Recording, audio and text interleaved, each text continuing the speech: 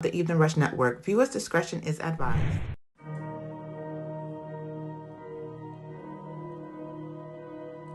Yeah. David Park is on the Yeah, you know what it is. We the head honchos. The number one podcast of Rellz and Blacko. We hitting hard. We got the balls. We at the top. Whoa. Just tune in every Monday at 9 for your favorite show. The Relaxation Hour. Yeah, you know what we be on. Might interview your favorite artist. Play your favorite song. Reporting live from NY. We up in every borough. Not to mention we worldwide. Got the game in the chokehold. We keep it ish popping. How you love that? Forever at the top. How you love that? We the life of the party, how you love that? Showing love to the artists, get it right back. So light you up an L and just kick back. We bout to get it poppin', is you ready yet?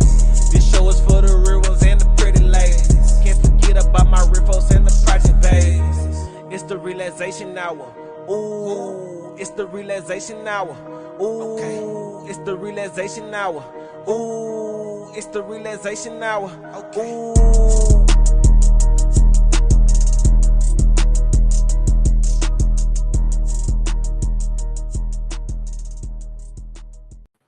Yeah, I feel like that intro went way longer than it had to be. It's alright though. I fucks with it. Nah, well, welcome to the Rellz Relaxation Hour show. I'm your host, Rellz, joined by Blacko and joined by I guess host for the night, KD Swagger. What's going on? What's going on, guys? Thanks for having me on. Shit took you long enough to get here. I was in the water. I was in the waterfront fishing. How to get out of the water. Funny thing, Blacko, right? Look at his background, right? It does not look what it looks like right now. Listen. He make that shit look like prime real estate right now. That's nice. I ain't gonna lie, I like it. That's nice and all clear and shit. Yeah, I know, right? Man. Yeah, I'm about to maybe fix mine. Fuck that. Listen, any other time, ladies and gentlemen, listen, y'all know me. Any other time, I used to have a nice background going on, but I was in daddy mode. I had to fucking trying to do shit with my kid last minute, help around the crib. So, part of the basic generic background, all right? Why these two gentlemen got the nice background, which sucks, but it's nice. I mean, his kid pretty much is behind that curtain, like tied to the chair till the show's over. But you know, so what? He be all right. He good. Yeah, see, Father of the Year, man. That's why you my hero. Listen, I be trying. I hear you. But we're gonna get into the show because we got a pretty busy one tonight. But before we do that, I'm gonna read off the sponsors for tonight. Shout outs to Bobby D Customs, established in 2019 in October in Yonkers. Your place in Yonkers by Marcus Cruz. Bobby D Customs been going strong for now over 3.5 years now. It has buzz going on a lot around New York City, but also worldwide. He offers a different piece for every single individual. He offers tees, tanks, pullovers, sweaters, zip-ups, and also offers baby, youth, and women's wear. He's looking to venture out in the near future and open up a storefront in his hometown of the Bronx. So if you're interested in order, feel free to reach him at Instagram.com / Bobby D Customs, or you can look him up on Google Shots at Bobby D Customs. Next sponsor is Credit Envy Repair. Need help building or repairing your credit? Tap in with Credit Envy Repair and let them help you take control of your financial life and future. Don't hesitate. Get your free consultation today. If you need to get in contact with them, the number is 203-822-7005. You can call or text CES support at creditenvy.com. Instagram and Facebook is both Credit Envy Repair or www.creditenvyrepair.com. Shout outs to 2920 Clothing. I have mine on. I don't know if my co-host has his on. No, he don't. Not tonight. Yeah, he didn't make one this time and put one on, but he probably do this time. So anyway, moving on. So, but definitely check us out. 2920 Clothing on Instagram. You need any orders, hit me up or hit Blacko up. And also make sure you guys go download that Evening Rush app. Everything every show you could probably think on there: sports show, real estate show, this show. Show about relationships, sports show. So any shows you need is on the Evening Rush Network. So make sure you go download that app, the Evening Rush app, on Google Play or the App Store or Apple App Store. So make sure y'all go download that. See, that was a lot to read in the first 2 minutes. I did it quick, so I'm proud of myself. Shout out. You did a great job doing it, like you do every other week. Yeah. Blacko's going to do it next week. So Yeah, he keeps saying he won't, but he acts like he's not co-owning this show. It's gonna be real brief. That's all right. You can shorten it. You can shorten it in 3 words or less. Bobby D Customs, cop him. See, there you go. Every repetitive, that too. There you go. See, I'll get it one way or another. Yeah, you was close. Yeah, I got it. You was close. But yo, shout out to let's introduce our co-host tonight. Very good friend of mine. I consider him a brother. We've known each other for about 10 years now. 10 years. We met through wrestling. Well, we met through David, but also met through the wrestling group. Yep, I Like Wrestling. Yeah. He is a Yep, I Like Wrestling founder. He does the parties for the Yep, I Like Wrestling. So shout outs to KD Swagger. What's going on, brother? Thank you. Man, what you and Blacko have, as well as Don with this show, it's been a great show, very therapeutic. You guys touch on a lot of different topics, man. I really like what you guys are doing, and it's an honor to be on this show.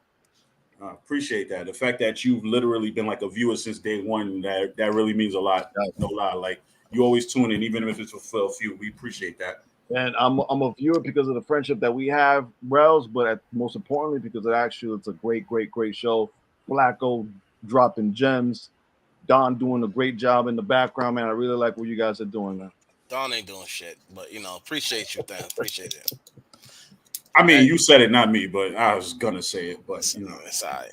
Pressing buttons don't mean nothing. The hard work comes in front of the camera. That is a fact.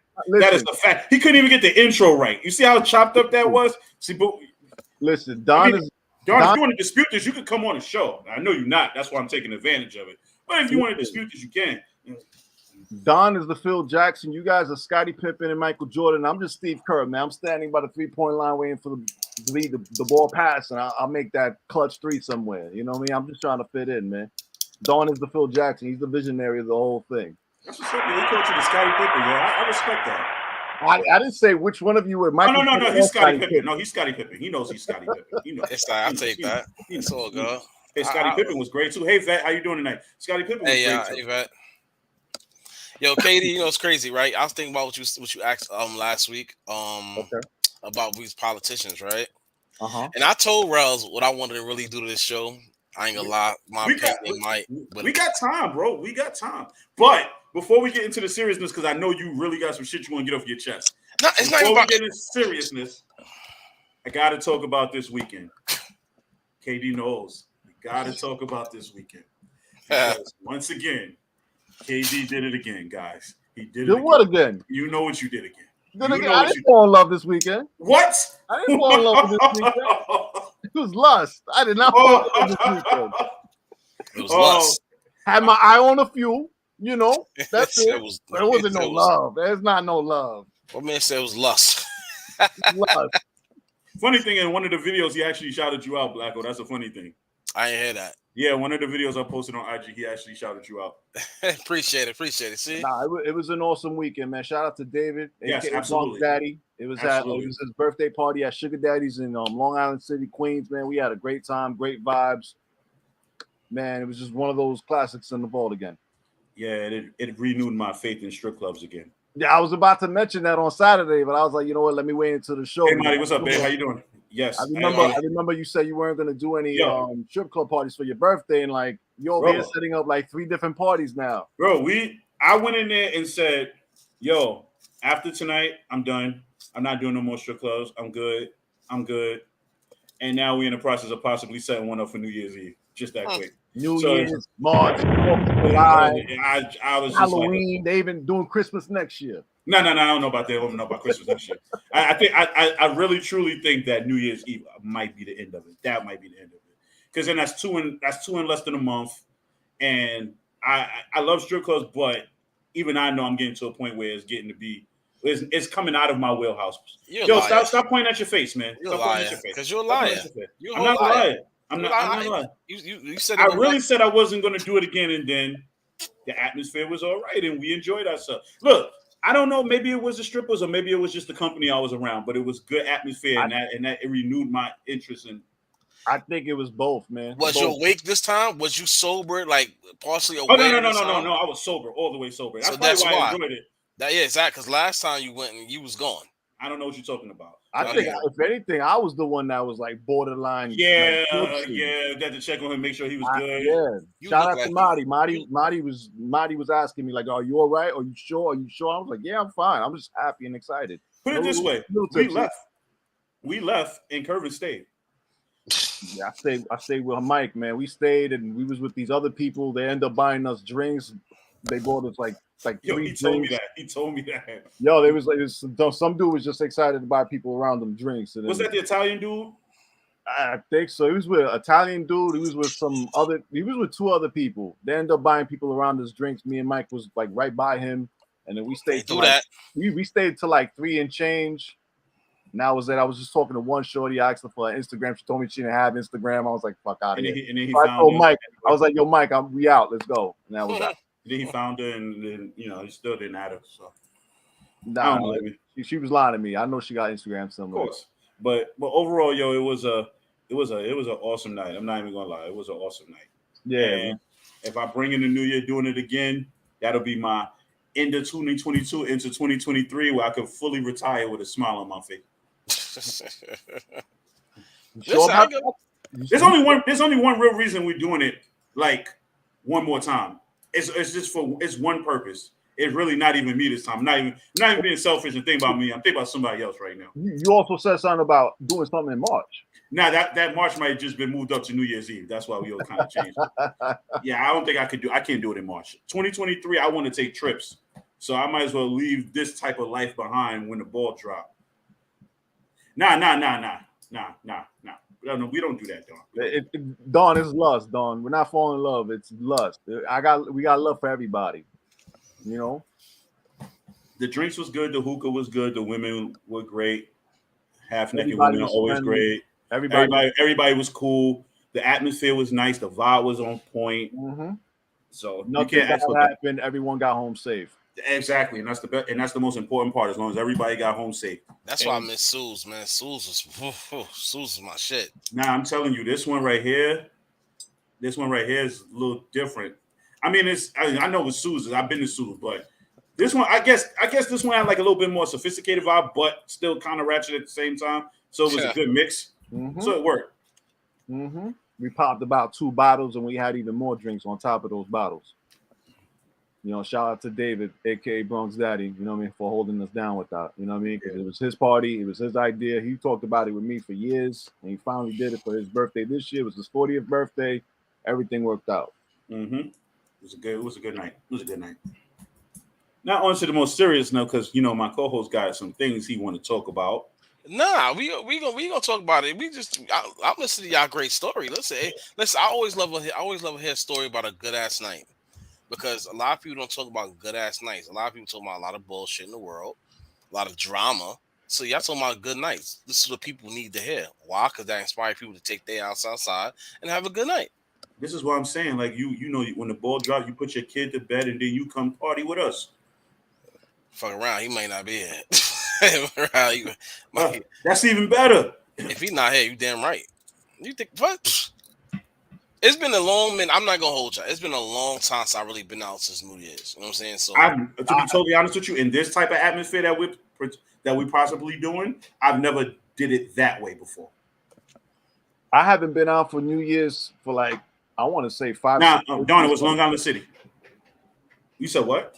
I haven't been out for New Year's for like I don't know, maybe 5, 6, 7 years. Be honest with you, stay at work. Be honest with you, more than that. I've never done like New Year's outside of being in somebody's house. Like, okay, so for me growing up, my mom used to work New Year's Eve. So I never spent New Year's Eve for her because she worked then overnight. So I would either stay like at my aunt's house or I would be like next door. So then as she got older and when she retired, I started to stay home. But then what I would do is I would stay home when the ball dropped and then I'd go to wifey house after. So, but this would be the first time like I actually am like out. Well, actually the second time, but the first time I don't count because it was circuit related. That time we was at 231. That's what I said it don't count. But this will be the first time I actually be like in a public setting when the ball drops. So that should be it. So that should be interesting. Nah, yeah, it's been a minute since I've been out. Like I think the last Last New Year's party I went to probably before my son was born. It almost could have been a great night, but I was being a good friend, a very, very good friend. Because it's one of those moments you see on TV. You pull up to a spot. You sound like you block your own blessings. I did. And after me blocking my own blessings, my bro gonna tell me, "Well, why you ain't go?" I was waiting. I'll make sure you get home. You know what I'm saying? Like, but it is what it is. Like I said, it just wasn't meant to be. It could. And I wasn't driving at that time either. So that's another thing. It was just like, yo, a person want to pay for a cab. You don't know this motherfucking hole in the wall. She was with it. Fuck it is what it is. Now you get to bring in the New Year's with us, man. Possibly. Yeah, possibly. I see what's up. Because at the end of the day, like, if not, you bring them with you. Yeah, we're right. You might as well let them learn early. Hey, if he's old enough to get on the stairmaster, he's old enough to see some titties. Listen, he'll bring his phone with him to sit there and chill. Like, all right, Dad. I'm like, I'm doing me. That's all right. Until you look at him, and then 5 minutes later, his eyes are wide open. That's fine. I'm right here. Here's a couple of singles. Go ahead. Send that to your mother. Get her pissed off.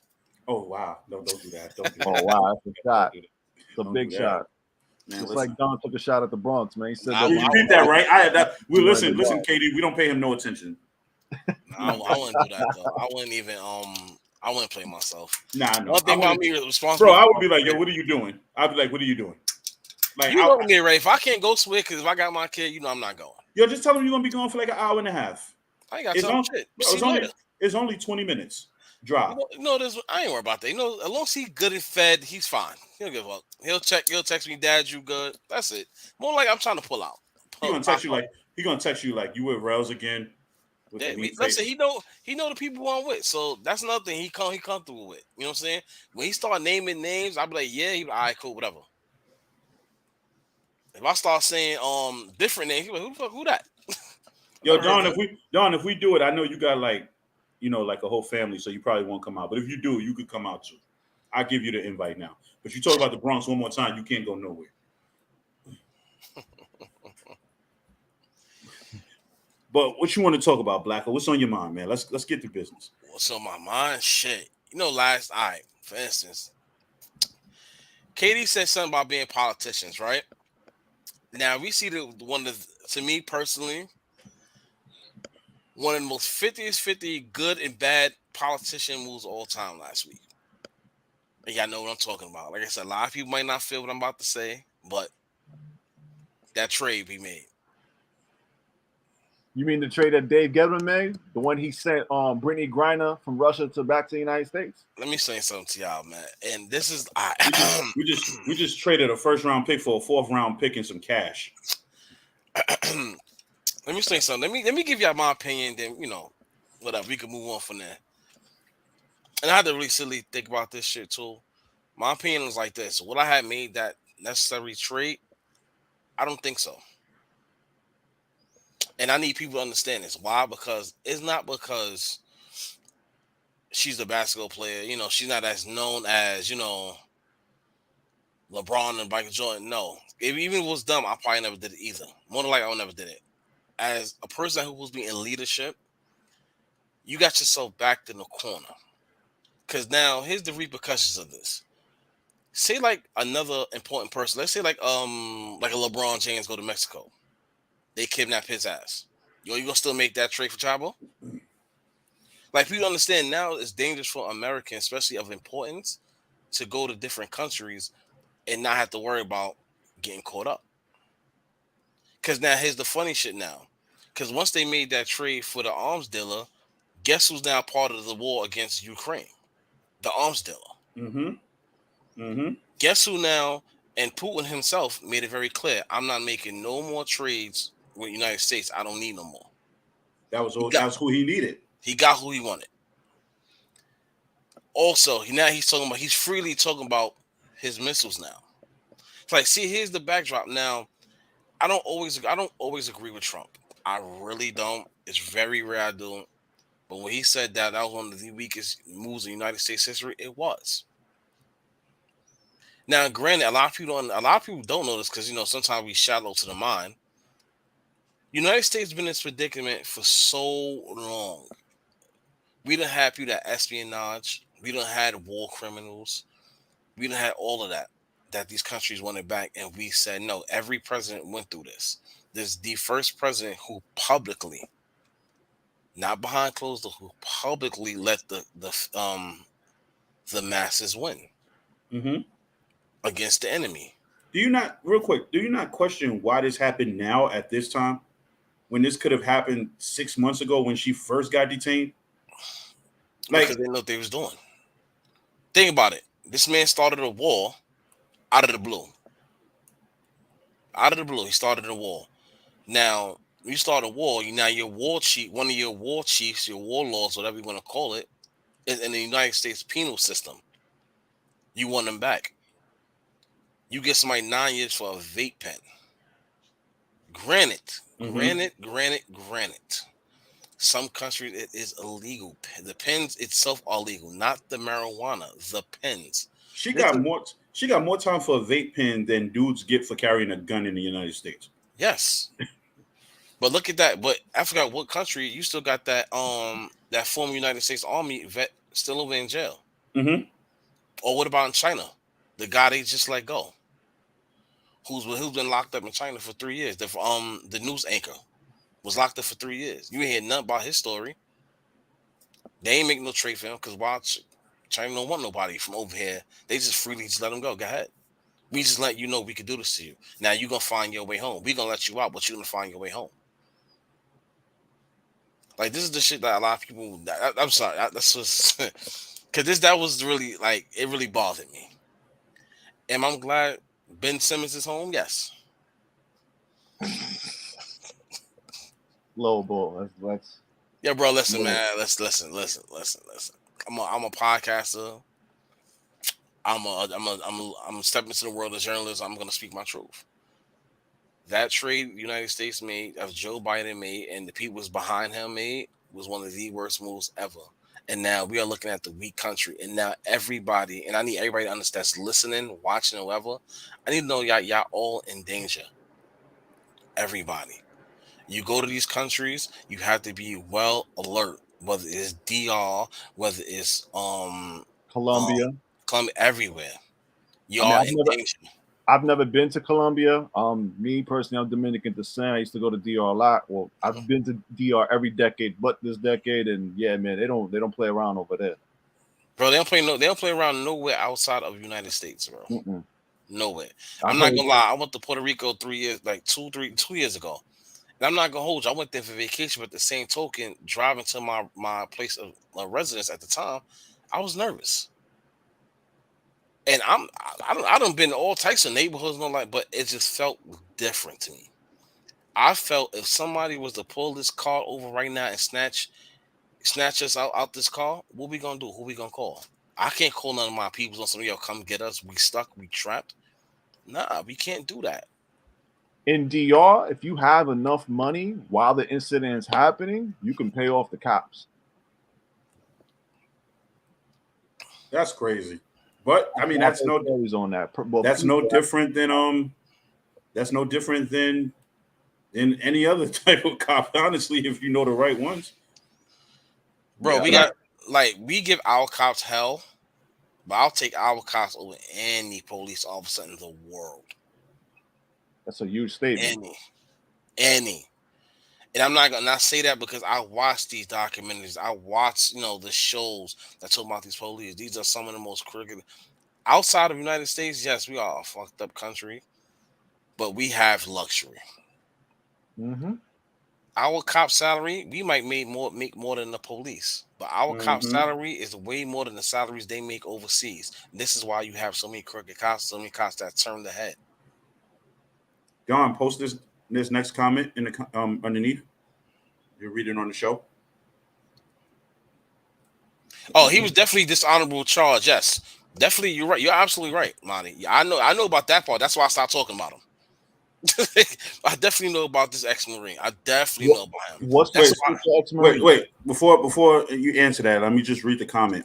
So Marty said, has anyone stopped to do the background on this ex-Marine that was dishonorable discharge for spying, stealing money, and more? That's what I was answering. Yeah, I know, but I wanted to read it in case because nobody can see the comments. Yes, you're right. I keep forgetting that they can't see it. But yeah, man, like that's why I didn't give him too much airplay just now because he's basically dishonorable discharge and he basically was espionage. You want to get real technical? When I would have got him too, of course I'd have got his ass and he went right to jail. But granted, a basketball player for arms dealer doesn't add up, but the ex-Marine doesn't deserve to be let go. True indeed. Oh, wait, I think I seen the picture. But if the ex-Marine gets let go, is he just going to come right back here and go to prison, right? Yeah, he's going right to jail. So he's going right to jail. So at this point, what would you rather do? Just stay where you're at or come here? Like, is being here going to be any easier than where you're at now? You ask any, I mean, I ain't gonna say I don't know criminals personally from all over the world, but any criminal you hear listens and they get locked up, they'll tell you, United States jails like hotels to them. You know what I'm saying? It's like hotels to them. And I'm not going. The arms dealer is a warlord, a war criminal. They had a movie based on this man. If y'all don't know, Lords of War is based about this man. This man is responsible, not by his personal hand, but his hand in it, thousands of deaths. I'm sorry, I could not have made that trade. First of all, you're supposed to have been in the ground. What the fuck you doing in prison? You see what they did to Powell Escobar? A war criminal. He didn't personally kill thousands of people. He was responsible for it. But guess what? Operation kill him. No arrest. Kill him. That man's supposed to have been in the ground. But then again, this is why I'm not a politician. I'm not in power. But that trade, I'm sorry, people. I never did it. Now, Katie, you take it to you, my brother. I'm sorry. This is the first trade that I ever knew about involving the WNBA. Real talk. That's He's right, though. I've never heard of a WNBA trade either. Yeah, this is the only one. This is the first one. And they've been around for 20 years, I think? Yeah, Phil, I think so. I think they've been around that long now. Yeah, since 1994. I think Liberty took it in 94. No, I think I swore it was like 2000, 2001. I think they've been around longer than that. But I guess when they started, I think it was like 6 teams, though. It wasn't really that much. But I'm sorry, people. That's like I said, that's just my opinion on the matter. Like I'm just saying, like that trade right there, it couldn't have been handled. And I think the president let the people, not so much the powers that be, he let the people break him. You got to look at it like this too. Re-election term is in about a year and a half. So now you're going to start to see what these politicians. I know, but you're going to start to see what these politicians are going to start to do just a little bit more of what the people want for that re-election bid. Now, whether it works or not, I doubt it. Oh, 96, my bad. It's all 96. I know I was a boy. Now, whether it works or not, who knows? But I don't know. Like I said, I'm happy she's home too, but under different circumstances, who knows? That's true. But I mean, honestly, we are in the era where everything is so goddamn public. Everything is public. First of all, what the president does, we're not supposed to know. Look at right now. They starting to quote unquote release the UFO files. Why? Why is everything becoming so public now? You know what I'm saying? Like, what is going on? Now you got people talking about, you got a doctor talking about how the corona was man-made. Everybody knew that already. I mean, we knew that already. First of all, you know that whenever it seems like it's starting to go down and all of a sudden you start to see stories of another one being made or being discovered, quote unquote. Bro, look at right now. How the hell everybody in the last 3 weeks is all something called a flu symptom out of nowhere they still dealing with? That is not corona. Now tell me how this don't sound like the same thing from last year. Because I remember this time last year into New Year, everybody was sick. Yes. I got sick around that time. I did too. Supposedly, this is one of the worst flu seasons that we've had in a very long time. Bro, yeah, I'm starting to believe it's not because of just nature. You can't tell me at this point it's because of nature anymore. And sales for pharmaceuticals like aspirin and Robitussin or anything of that kind is like sky high right now. But thing about it though, a lot of people Don is stupid. A lot of people don't understand this. Yeah, it's all funny until you catch it. You can't say it's not nature, bro, because these trees could produce things we don't really know about. Remember, these trees are our oxygen. Hmm. So if they could produce toxins that could attack the body that we won't know. It's plants everywhere, grass, trees, everywhere. That's why you got to be prepared with your immune system. That's why you need that vitamin D3. You need zinc. Oil. But you know the thing about it, the world evolves all the time. You need that CMOS It gel. Man. always evolves. Oil of oregano. We might have the quote unquote cure, vaccine. So guess what? Give it enough time, it's going to evolve. It's going to change. It's going to mutate. Yeah, I totally agree, Blacko. And I also think like prevention is the best medicine. I think it's always been that all along. You know what I mean? If you could prevent these things from happening to you, you don't have to worry about them. Absolutely. Yeah. So and it goes like that, man. It's like we are living in a crazy time. And I know we speak about this on our show all the time. We always talk about the whole what's going on in the world, corona, and everything. But this is just to give everybody the update of what's really going on. I'm quite sure somebody watching our show right now probably got the flu and probably wonder how the hell I got this. I do everything in my regular. I stay around the regular people. How did I got this? It happens. I was sick for like a week and a half. I thought I had corona again. Negative. Flu. Negative. What was wrong with me? Bro, listen, Marty works in and around all of this. So trust me, when the cases get high, like she just put flu A, flu B, and RSV, I'm one of the first people to know. Yeah, shit's ridiculous, man. Like it's very ridiculous. But fellas, I have a question for y'all. Since we on the topic of life things, what is y'all real opinion on how the people's treating Deion Sanders because he decided to take the money finally and go do what he got to do for a better job? All right, so we're gonna answer this, and then after this, we're gonna go to break, and then we're gonna bring our guest in. But to answer your question, I'm gonna be honest with you. I don't have a problem with it because in life is all about leveling up. You got to do what you got to do for yourself. Now, granted, that man went there. He went to that college and he coached that college for 3 years. He brought Jackson State to a level where we probably would have never even known if he wasn't there. They won championships. It's almost like he did everything he needed to do there. He got a better job somewhere else in a more prominent school with which now he'll probably get them on TV more. He even brought his son in to be a quarterback there. Now, that one I don't really agree with too much. If they already had a starting quarterback who was pretty decent, and now you bring your son in to just be like, yo, because the first thing he said was, yo, my son is a starting quarterback. Oh, wait, now he has to fight for the job. You already pretty much let it be known your son is going to start regardless of the fact. I think he mostly said that to throw it in Jackson State face because how they've been treating him, how the people been treating him. Like everything you said, like, yes, that's one of the main things you would think, like, all right, it's time. But a lot of people understand, like, that man has lost a lot more money coaching that team than he did making that money. He was the ones paying for their bus trips across the country. He's the one paying for their food when they're at the hotels, their hotels fee. So this man's supposed to be making $3 million a year with everything he's paying. Real technical, he's making less than $1 million because he has to cover an entire team plus staff. So, yes, it was time, especially when the school's not trying to give him no money, no back end, but y'all making all this money, y'all pocketing it. This is like the NCAA games you were talking about when we was at the gym. They make these monies off these players, but don't give them no break off. So now you want me to coach a team where I'm losing all this money when I'm supposed to be making after taxes $1.8 million, but I'm not coming home with like just not over $900,000. Yes, granted, my kids go there, they give them the education, everything, they get their degree, hopefully. But where's my financials going?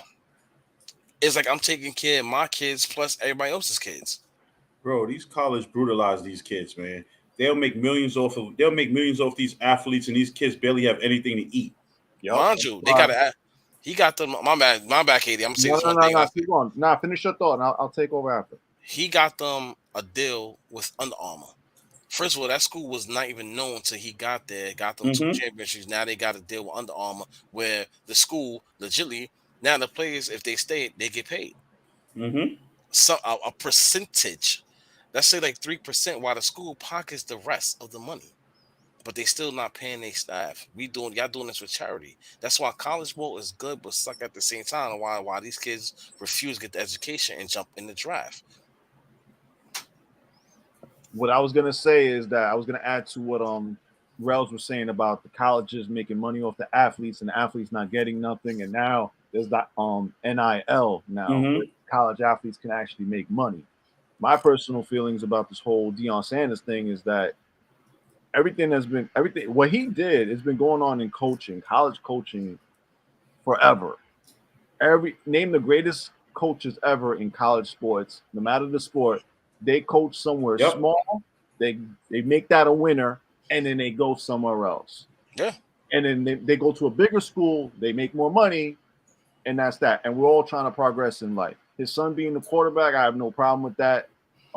Mainly because of the fact that there's a lot of coaches that they have their sons on their team. Mm-hmm. You know, and I know he brought a lot of attention to Jackson State. He made them a winner, but I think he brought a lot of attention to HBCUs in general. Absolutely. That helps every one of those schools. Yeah.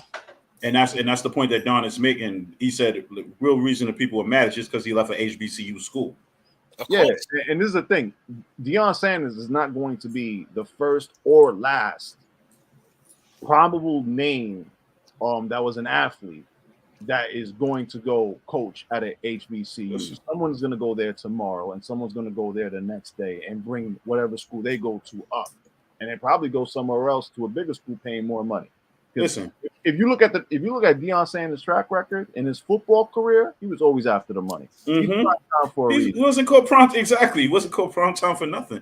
And the funny thing about Deion too, and this is, I think it goes a little deeper than that because I don't think a lot of people realize that like during the season, college football wanted Deion.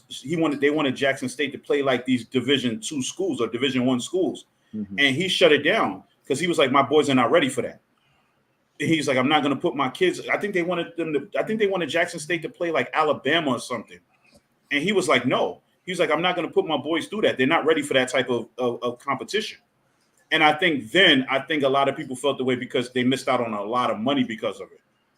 And you know how that, and you know, colleges is like, they're all about the money. So think about the payday they would have got for that. Usually small colleges, they usually play one big time team in their schedule. Whether it's football or basketball. I can't really say anything about college baseball because I don't follow college baseball like that. But I'm pretty sure in college baseball too, some of the big time small schools, they play against the big time school in their sport, like once in the schedule. I'm not talking about in the playoffs. So one game is I would if I was Deion, I would have said, yeah, I'll play Alabama just for one game. And that's it. You know, I wouldn't play Alabama, then LSU, and then after that, another big time college school, you know, one game out of the schedule, a season. And but to play devil's advocate to that, and then we're going to go to break, is that let's just say Deion would have agreed to do that, right? And then they would have lost like 63-3. They would have HBCU would have never got that experience again. They would have never given them that experience again because they would have looked at them like these guys can't compete with guys like that. But Deion was smart in one sense. But like you said, it kind of missed out on the opportunity for Jackson State to get that kind of notoriety. But as him being a head coach, if you know what's best for your team and you know your team's not ready for that, then maybe I feel like you made the right decision. Yeah, that makes sense. Because then you was just like, forget the money. I'm more worried about my players' ego. Imagine these kids beating every team in their division, right? Their conference, right? And then you play Alabama and you lose 63-3. You don't know what that might do for a kid's psyche. They might just be like, yo, we're good enough for them, but we're not good enough for them. You never know what these kids might do. And also it's harder to do that, what you just said, Rellz, in college football because players, they stay till their junior, senior year. College basketball, it's easier because a lot of players, they go in their freshman year and then they're out to the NBA or overseas. But as weird as it sounds, college basketball at Jackson State can beat like a Duke if you match them up in the playoffs, which is weird.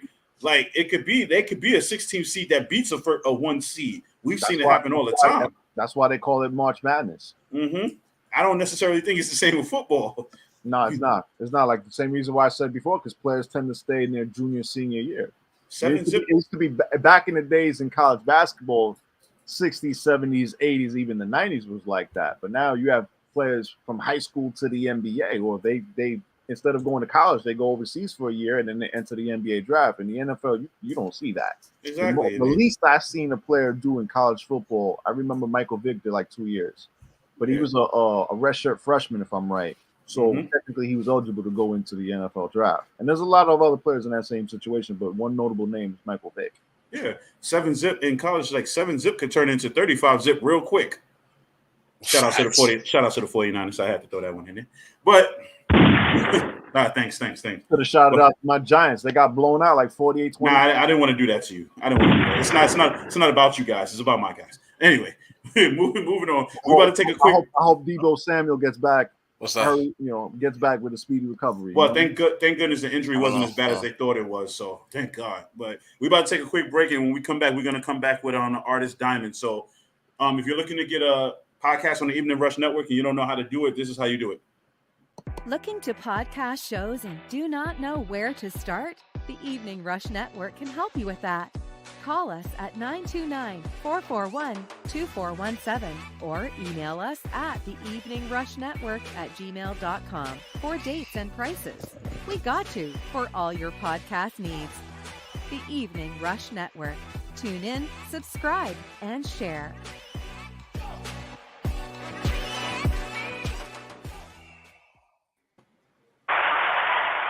And we're back. Let's welcome in our guest for tonight. From Queens. Her name is Diamond V. How are you doing tonight? Hey, I'm good. How you guys doing? Pretty good. We're doing How's good. everything? Queens is a beautiful place. That's good. Everything's good. Good. So we was, to get some little information about you. Can you give the viewers a little bit about your info, where you started, where you're from, things of that nature? Yeah, so I go by the name of Diamond V. I'm from Far Rockaway, Queens, New York. Yes, I've been singing my whole life, but I started writing since I was about 17 years old and been writing ever since, for myself and now for other artists as well. Some of my music got featured on Tales on BET, The Shy, so, How, I'm doing my how, thing. Now, how did that feel like to hear your songs to be featured on shows like The Shy? Because I watched The Shy. I've never seen Tales, but I've definitely watched The Shy. Like, how does it feel like to know when your hard work is rewarded for situations like those? That was dope. It was dope because it was unexpected. The song that got picked for The Shy is actually called Mistletoe. It's a Christmas song, and I wrote that song like 7 years ago, so I didn't expect that to be the song they chose, But when they reached out to me, when the producer reached out to me and told me that they wanted to use it, I was just like, wow, okay, that's dope. The Shy is big, Definitely. Absolutely. How did you Yeah. get on the show? The Shy? Yes. No, Well, how the did you producer what was the process with you and the producer of the show to get your song on there? Well, it wasn't like that. Actually, the producer that I work with, his name is Fran. Shout out to Fran. We worked on Mistletoe like 7 years ago. And I guess now he's working on The Shy. And I don't know if he submitted the record or if they heard it and chose it. I don't necessarily know what that process was, but I know he reached out to me like, listen, can we use this record for The Shy? And I was just like, absolutely. And that was With, that. Question: would there ever be any circumstance that you would not want your music to be on any show? No, I don't think so. I think that'd be silly. Yeah, to not want my music. I have a question for you, Miss Diamond V. Right? You just say Yeah. you're from Far Rockaway. What parts of Far Rockaway you from? That's a weird question, It ain't weird. No. I think that's a weird question because No, I'm from Far Rock. So when people ask that, it's like, what part? The reason I ask this because they know I always shout out the Rock sometimes Hmm. because I used to live out there myself. I still go there occasionally, Okay. and I ask this question because you can skip past the joking part now because being that you say from Far Rock, every part of Far Rockaway is different. You think so? I think so. How Like so? Edgemere, like I my gotta know part now. I'm from Edgemere, Auburn area, from that area. Like, Okay, me too. see, hey, like you go to places like the '60s. You might not have the same experience like the '60s you got in the '70s, like you got in Edgemere, Auburn, or even Hmm. in the '40s. You know what I'm saying? So, being that that's why I asked you, where you from, because I'm like, is that your inspiration of singing and the music? Well, where I'm from isn't necessarily my inspiration, but I feel like it is an inspiration in itself because there's so much talent in Far Rockaway that gets overlooked. And I definitely know like I'm a hidden gem in Far Rockaway. I would like to refer to myself as that because I just feel like we all are pretty much, all the artists that's coming out of Far Rockaway because it's hard. You know what I'm saying? People don't really support each other. You got people killing each other. You can't really nobody really wants you to make it out the hood. And it's sad, you know what I mean? But um I feel like it's definitely a motivation to want to continue to pursue my career and continue to pursue my dream, because it's more than death that comes. Like, I want to bring life into what I'm doing. You know what I mean? Yes. So yeah. Mm-hmm. Diamond, are you familiar with Stack Bundles and Chinks? If so, what kind of inspiration and influence did they leave on you? I am familiar with them. They're amazing, great rappers, and they had an impact, I feel like, on everybody that's coming out of Far Rockaway. I didn't know them personally, Mhm. but just to see them grind, just to see them hustle, whether it was on DVDs, like, I'm a little younger than those guys, but I definitely familiar with their name, familiar with their work. And like I said, it just motivates you to keep going. You know what I mean? That's true. Because To coming out, carry that torch. because coming Yeah. out the rock, you say it has definitely a lot of artists that's not known. Like you hear when people hear Far Rockaway music, like you said, they think of like Katie just said Stacks, Chinks, or if you're gonna go more underground, like guys like my guy Deadeye, um, Mm-hmm. like at one point who could have made it big, but circumstances derailed him. Yeah. Saying so, then you have other people that people never heard of, that's trying to pick up that, especially that rap torch like like what Deadeye was doing, because you like things got like Deadeye. I'm sorry, Mm-hmm. he's one of the last three rappers like I just named that when you hear Far Rock, they gonna own me. Oh yeah, Deadeye, Deadeye, Deadeye. But now Yeah. here comes you, like you said, you're a hidden gem. Your music is Mm-hmm. being played everywhere. So now the question is like, why do people not talk about the diamond? That's not a question for you, but it's about in general. It's like, why do people not talk about Diamond V more? Why they Yeah. focus about the rappers? Why they not focus about this young lady right here with the sweet voice who's really bringing the happiness? Why must we talk about the ghetto, the shooting, the drugs, so stuff like that? Yeah. It's just the vibes. Unfortunately, like, a lot of people are living on really, really low vibrational just just waves, period. So they don't really want to hear that. I'm not gonna say they don't want to hear that, but I guess it's more relatable music for them to listen to, than my, I don't know. My R&B. I don't know. What, I don't what know. what got you into singing? Well, my father's a DJ, and shout out to my dad, DJ DMF. And my mom, she was a choir director, so I grew up in the church. So I've always been around music, period. But Mm-hmm. I feel like when I was in high school, I really started singing and showing off and realizing, like, dang, I'm really nice with it. I didn't realize I can write until I was about 18 years old, and I did like a 17, 18. I was in like a what do you call it? It's kind of like a job, but in school. I forget the word for it, but it was pretty much them teaching us how to produce our own music and package our own music, and it was pretty cool. And from that point, I was just like, I could do this. I can do this on my own, especially with my dad's support, him being a DJ. So, yeah. Mm-hmm. Diamond, who was the singer while you were growing up that inspired you to want to sing? I want to say Faith Evans, Mary J. Blige, Ooh. Beyonce. I was a Beyonce fanatic, but yeah, I love that '90s hip hop and R&B feel and vibe. So yeah, that was my era right there. Now, All of what them, really. cities? TLC, Total.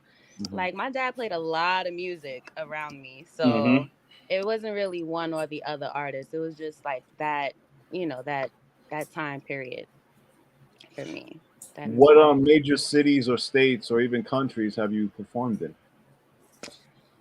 Major cities or states. I performed in New York. I performed in Indiana. What is the It was atmosphere nothing out like there? major, huh? What is the atmosphere like in Indiana? It Country. was really different for Yeah, I me because they were imagine. just looking at me like, I guess I was a little too aggressive for them because when I get on the stage, I'm just being myself, and I sing, but I rap too. Oh, So I don't Oh, think they were expecting that from me. They see this pretty girl, and I start rapping and giving them my energy, and they just was like stunned, but they enjoyed the show, so it was cool. So you said New York, Indiana, any other places? No, no. not yet. Oh, actually, Not I'm yet. lying. I Okay. performed at South by Southwest one year. How was that experience? That was cool. I think I was expecting it to be a bigger crowd, I want to say, or a bigger experience. And I realized that, okay, South by Southwest is a lot of different showcases and opportunities happening at one time. You just got to be at the right spots. When I went out there, the one particular show that I went to, I thought that was it. So I was like, yeah, that was a learning experience. I'm still one of the questions that I know KD probably would have asked. So, is there any artist that you would like to perform with in the future? To perform with, Mm-hmm. um, Or to do a song with, Yeah. I'm or really dream with. open to perform or do a song with anyone. I don't have a particular artist in mind at the moment. What is the best song you could say that you wrote for someone else? Oh, Well, she's never said that she's a ghostwriter, though. You know. you know, Honestly, I feel like the best song that I wrote for someone else is not even out yet. I Ah, don't know That what was the what is safest being answer held ever. on to That for. was the safest answer ever. that was the most. You tried to Oh, break the NDA clause for real, for oh real. man, that was Oh the boy. safest answer.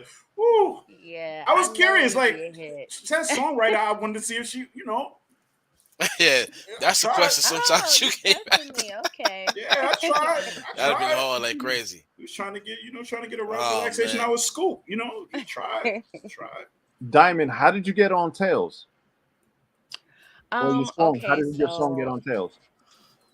well, actually, that's a different experience. Working for Tells, I'm actually working with Chink Santana and a couple of other producers on the music for Tells. So that's different than my song just getting picked up for it. But how that happened is a guy named CJ, he's a producer. He reached out to me on Instagram and he was just like, hey, I see you a songwriter. I got just this project that's coming up. I got these things I need to get done. Are you available to do it? It was that simple. And I was just like, yeah, like let's see what's up. So I go, um, we did the first record. I really didn't understand because I've never seen Tales before a day in my Mm-hmm. life. So I don't think I really understood how far this could go or, the capacity of what I was doing. I was just like thinking, okay, I'm gonna do a record or whatever. So I do the record.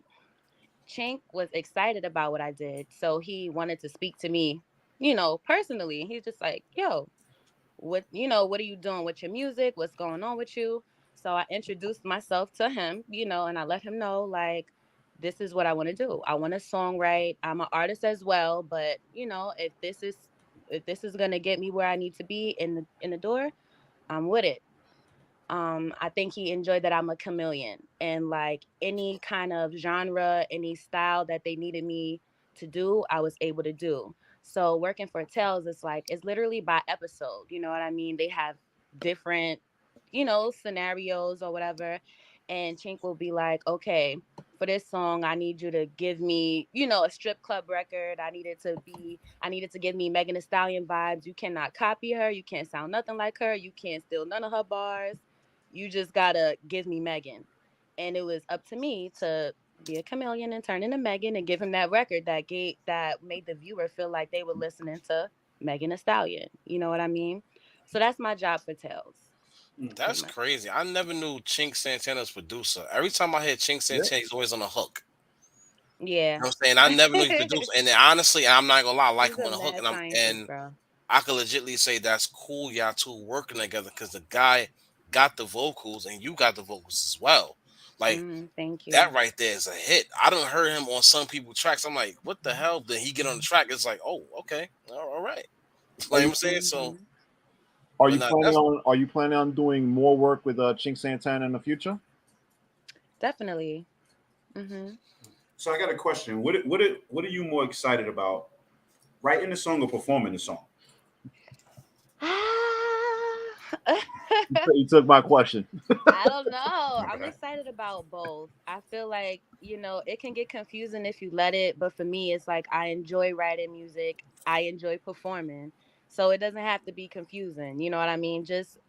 I just have to make it make sense for me. You know what I mean? Mm-hmm. But other than that, I enjoy it all. It's what I love to do. Mm. as Yeah. So Oh, As go a ahead, Black. person, I'm sorry. As a person coming out of Queens, I'm not even going to just say Far Rockaway. As a person coming out of Queens, have you ever gotten a chance yet to perform for Queens Day? Because I know they have little shows here and there and stuff like that. Have you ever rocked their stage yet and showed them like, yo, I'm here, I'm out? You I know? haven't. I've never done Wow, Queen's Day. wow. Mm-mm. Because that would You be big. gotta Because help make that honestly, happen. that would be definitely big. Because honestly, a lot of people, like I mentioned before, everybody try to be so much a product of their environment with the rapping, like enough vocals and R&B is not being shown, especially with New Mm-hmm. York.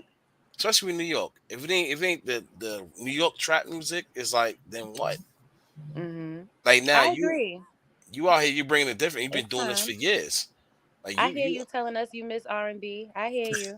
let's you I'm know coming. let's, us Man, listen, Dawson us Dawson brothers, we bro, like listen. our R&B.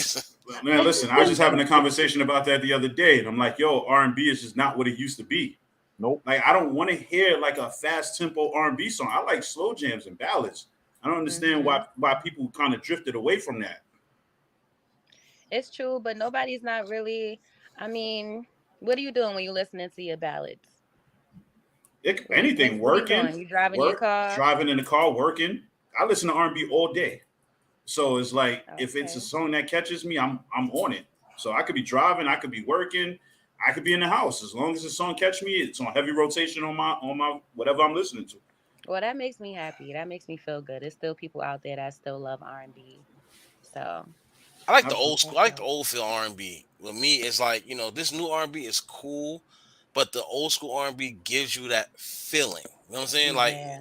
this new R&B, you'll get the feeling, but you makes you want to dance at the same time. And most of them always going through a breakup. I don't want to sing about I'm going through a breakup. I want to enjoy the The music. best kind of R&B though, when they angry and they sad. We need Mary J. Blige to go through another breakup. So Yeah, Keisha Cole, something. another great album. Mary do not want to be sad. Trust me. I Yo, did a I'm not couple gonna lie. reference tracks for Mary. Yo, I'm not She's gonna like, lie. do not send her nothing. That's sad, honey. I'm not gonna lie. The last time I listened to a Mary J. Blige song, I was like, "Yo, she's not hurt enough. I can't listen to this." Like, I kid you not. Okay. I don't think I listened to a Mary J. Blige song since. I'm like, this is not the same, yo. That's some people's energy. You know what I'm saying? That's what some people get their flow from. Like, I'm going through this. Let me just bring it here. That's why when you say Hmm. you from Rockaway, that's why I asked, like, wait, what you from Rockaway? Because I'm not gonna lie, Rockaway could definitely bring some pain out. Hell yeah. It could It definitely. brings the pain. But it's more than that. I'm a whole woman. You know what I'm saying? We go through our shit too. I'm a Gemini. So that's hip Oof, hop and R&B. I got oof, my mood That's swings.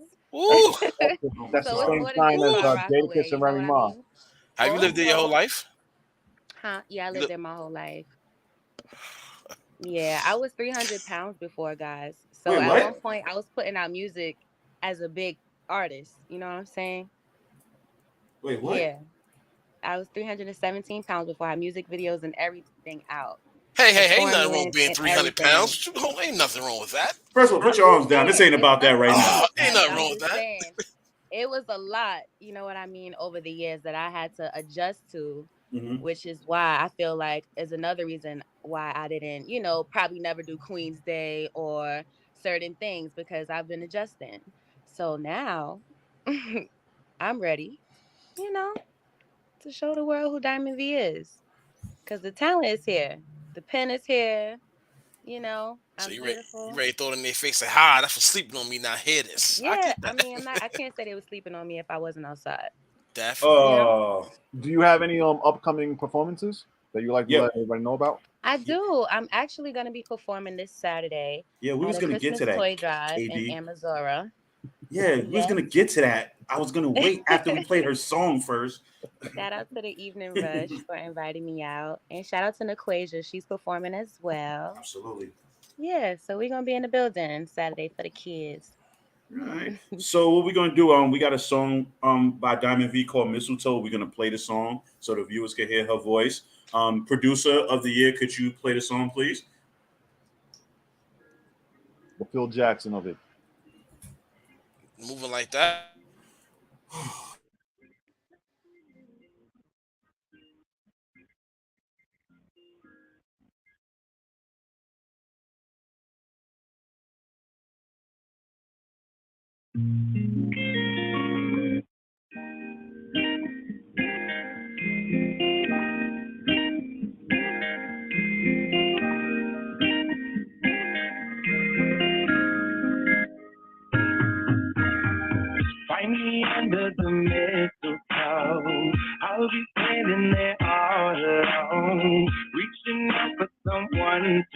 road, I'm coming undone. Where is the love? Someone told me the love will come, and I'm hoping that you're the one. Let me unwrap your gifted heart. And when you get cold, I'll give you love. Because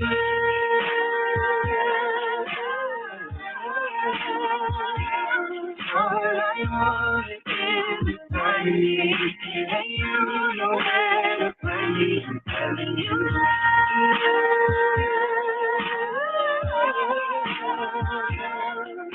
I put it on my wrist, waiting on you make me feel so brand new. Feels like I waited up all night, just until morning to see you smile. You feel like no one's there. Look to me, darling, I'll be here. No place I'd rather be. Under the mistletoe, you and me. I'll be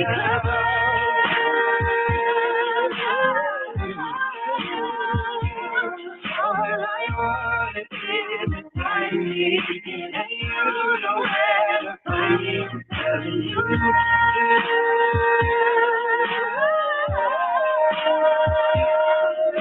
I put it on my wrist, waiting on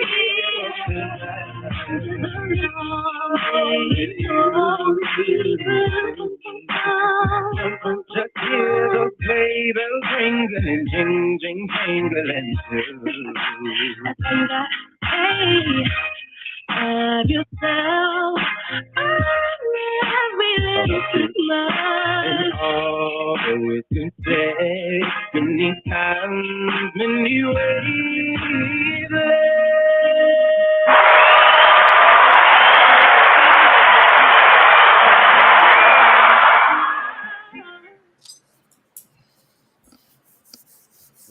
Rubs hand like Birdman. Stupid. That was a very nice song. I definitely that's R&B. Yep. That's R&B. See, I could listen to that. Can't hear her. Oh, you're on mute. Or is she? We can't hear you. Oh, now she's on mute. How about now? Yeah, there you go. Now we hear you. Okay. But yes, that was a very nice song. That's R&B music. Thank you. I appreciate it. It gave me Monica and Olivia vibes, and I say that in the highest form of. Wow, Olivia. I haven't heard that name in forever. I love Olivia. So thank you. Yeah. That was very good. I definitely enjoyed that. And I was fake singing the dude part with you, so we was doing the duet. Just let you know that, right? That was our song, right? Yes. Y'all got to check out the video on YouTube. It's pretty dope. I'm edit put my face there, so I'm definitely gonna check that out. Stupid. But nah, I definitely enjoyed the song, and I see why I made it on Shot. I definitely see why. Mm-hmm. Where was the video made and directed? We actually guerrilla shot that video at Queen Center Mall. Okay. They actually let y'all shoot there? No, that's why I said guerrilla shot. All right. Well, listen. Yeah. I know what that term meant. I'm sorry.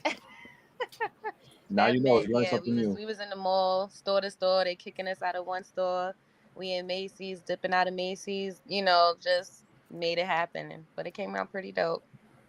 You could tell, I feel like, in certain parts, and maybe that's just me being an artist. Nah, the song was definitely fire though. But it was dope. And then we shot another part of it at Rockefeller Center. So it was pretty cool. Nah, that's definitely what's up. Yeah, and like Dawn just said, I can't wait to hear that live, be in the crowd. Right? You gonna be there Saturday?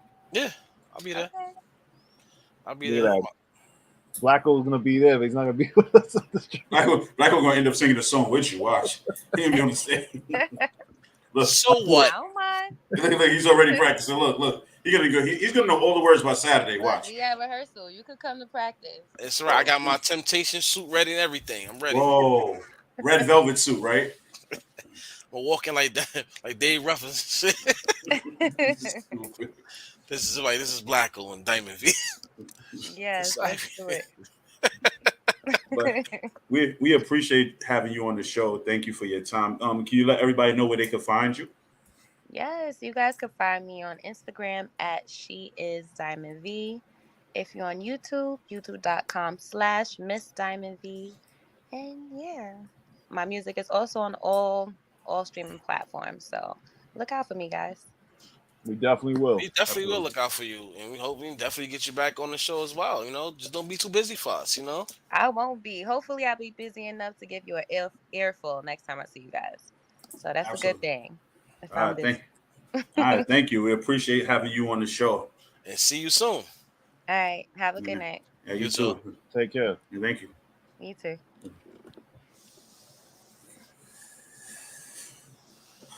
Is there anything y'all want to say before we close out, guys? I'm about to start singing again. That's it. I see you. He about to pull that whole background down. This is about to be a stage back there. Katie, me and you got the ball head and goatee. You ready to do this? You gonna bring it back. Rellz ain't got no facial hair, so he can't be in the group. Wow. That sounds like hate. He can't be in the group. We could be the R&B version of Rick Ross and Fat Joe with the look that we got. We could do that. We could definitely do that. And since Rellz ain't got no facial, he could be DJ Khaled. Wow. That's all right. DJ Khaled got more money than both of them, so I'm good with that. It's all right. Listen, he can produce the credit for not producing shit, but listen, you get that. I'm sorry. You understand? I have a certain I hope one day we don't have to interview him and that comes up in the archives. And I'm going to bring it up.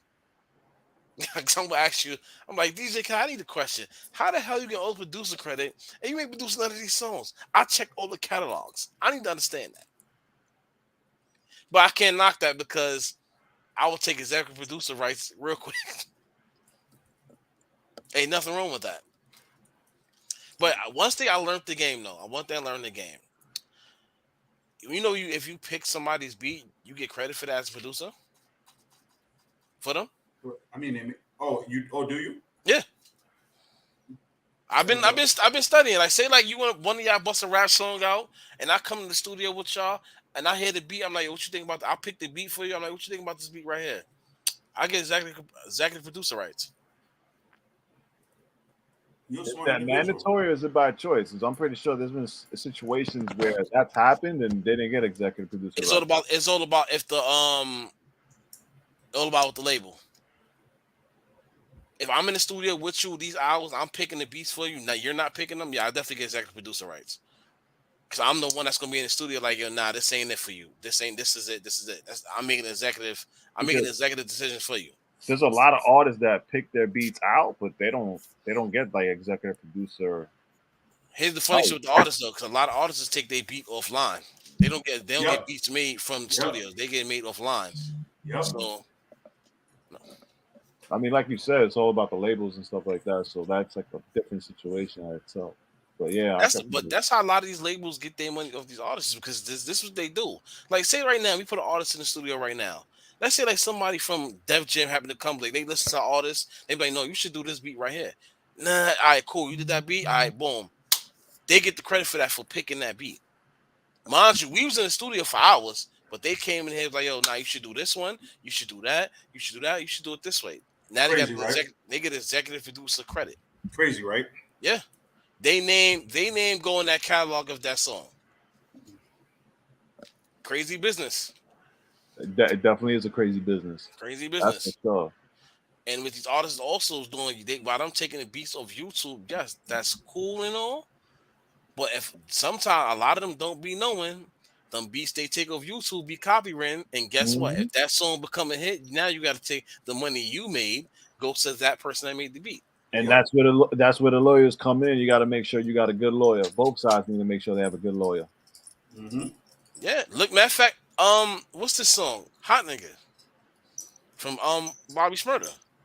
That wasn't his song. That was Lloyd Banks' song. But he heard it on YouTube, the instrument on YouTube. He made it a hit. He didn't get money off that song itself. He got money off the spins and the shows. He didn't have to pay for the beat. The beat became free because it wasn't used for anything.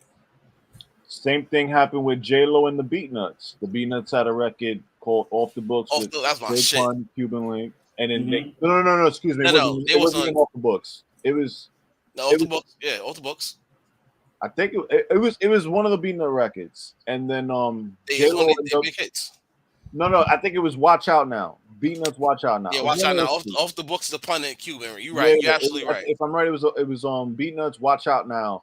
J Lo and some other producer took that beat, flipped it, used the sound of it, and Beat Nuts didn't get paid at all. And I think they had like a little court situation with that. But that's happened plenty of times in the music And industry. that's how I explained to Rellz with the whole Earth Gotti thing. Was Shanti, he don't want to let her redo her music because if when she redo the beats, he won't get paid no more.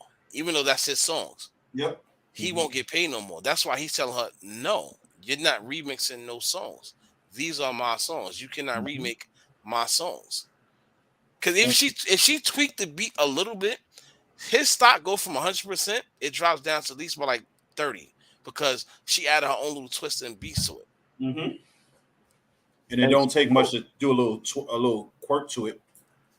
For instance, I'm gonna give y'all a prime example. Do y'all remember that? Y'all remember that rapper? What's this guy name? Rich Boy. We threw throw them D's on that shit. Mm-hmm. Y'all remember the remix? With everybody on there? Yeah. Little John did the remix beat, but what he did was he took the regular beat and broke it apart and flipped it to his own instrumental to where he had to pay the regular producer no more. That became his beat because he used his instrumentals, but it complemented the original song. That's crazy. That's the life of producer, man. If you nice like that, it goes like that, man. Also, to add what Blacko was saying about Ashanti, supposedly she's going to be working in Canada to redo that album, and there's like, there's make her working in Canada to redo the album makes it more in her. It puts the situation more in her favor because Canada and United States, their rules and regulations are totally different and stuff like that. Two different licenses. Two different licenses. So she's smart. She found the loophole. That's how I explained to you earlier about about business. A lot of people understand. I could like for instance, like let's say KD make a KD brand in New York, right? I can go to Jersey or Connecticut and I can make the KD brand now. It look like it's mine's. That's the business aspect of things. That's why a lot of these businesses, what they do, they buy licenses for all states. So you'd be surprised how many states they don't file licenses, like Iowa, North Dakota, because they figure people don't go there. People won't think to go there. But if you're using these main states like New York, Miami, New York, Florida, California, Chicago, and all like, you're like, okay, that's all the major money. That's all the major money states. But it's done little states where people be something like, yo, I own this. Let me buy this. Let me copyright this name right here. Now it's mine. So when they see that name in a small town, they're gonna think that's the same name that's affiliated with everywhere else. And guess who's now making all this money? Off a lie, but off a smart business move. It's real life monopoly. Yeah. Pretty much. Yeah. That's why you got to make sure your business is right. You could be as talented as FUCK, but if your business is not right, it's 90% business, 10% talent. All about networking as well, knowing the right people. You know what I mean? A good lawyer knows the law, but a great lawyer knows the judge. Yeah. I like that. Can't get better than that. Ask all criminal lawyers; they'll tell you that's their favorite. That's one of their favorite lines right there. I could get you this, but I also, if you pay me this, I can get you this. Back in the days, if you had a great voice, ill 16, you could get signed record deal right there and then. Now, they'll pull up their phone and be like, "What's your Instagram? What's your Twitter? How many followers you got?" Oh, all right. Nah, that's not enough. I need more. Yep, pretty much. Like our guest we just had now, Diamond V. Like she's from Far Rockaway. Like, I was trying, I was talking about it. She's in the land where everybody wants to be a rapper. If she had that enough support from her land, her town, she'd be blown up much more than what she, way more. Because I'm not gonna lie, one thing about Far Rockaway, they might hate on each other, they might crab in the barrel at each other, but once they feel you, they're gonna feel you, they're gonna push you. Cause they say she busts a song on screen, yo. I'm from Far Rock. Trust me, the land, they're gonna go crazy out there. Because a lot of people don't understand Far Rockaway does not have nothing. That's why I said a lot of people that want to be rappers are a product of their environment. And by her singing, she's not being a product of her environment. She's escaping the environment. She's overlooking the environment. But the crazy part is her talent needs to back her. That's true. Starts within. True. But we about to wrap it up. KD, is there anything you want to say? KD, bring your ass back next week, man. Stop playing. Yeah, you might have to. I'm not even going to front. You might have to. I appreciate that, man. It was great having Diamond V on the show. Thank you for having me on the show. Also, I wanted to give a big shout out. I wore my Hit or Roll shirt. This shirt is the shirt that I usually wear for Rell's birthday parties. I appreciate that. A little nostalgia. For those Hit or Rolls, a play off of Monday Night Raw. For all people who are familiar with wrestling, Which you will be on Thursday. Yes, I'm gonna be on Thursday. I'm gonna be on this Thursday. Oh, you on the world tour? That's what I'm talking about. I'm on the tour right now. Doogie franchise and Brown. Yeah, he is on the world tour this week. And wanted to shout out the maker of the shirt. It's my boy Crooks. Oh yes. You can get the Cricket World Order. Yeah, Crooked World Order. You can get the shirt at funnyshirts.org/CW store. C as in crooked, W as in world, O as in order, store. Or you could just use the hashtag CW store or Hit It Raw, the hashtag Hit It Raw on either Instagram, Facebook, Twitter to find Crooked World Order. You can make your order on the Hit It Raw shirt. You know what I mean? They show me love, so I'm going to show them love back. You're a good guy. I don't care what they say about you. You're a good guy. Thank you, man. I really appreciate that, man. All right, we about to wrap it up. Thanks for being on the show once again. I see you Thursday on the Art of the Finished Wrestling podcast. And as for you, Blacko, middle finger to you. Everybody else, have a good night. I'm the only one that didn't get a middle finger. I'm the cool man here. You can have that. That's all right. I'm gonna have it one of these days. I know. Have a good night, y'all. All right.